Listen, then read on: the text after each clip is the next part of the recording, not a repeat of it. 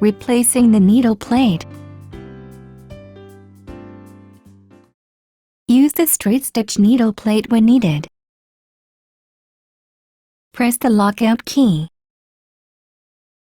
Press the needle plate release key and the needle plate will automatically snap off.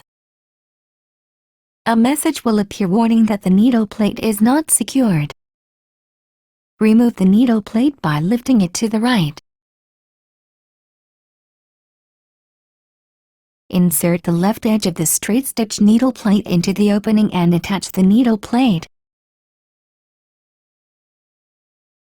Check to make sure that the confirmation message appears. Be sure the proper foot is attached to the machine. Press the X key.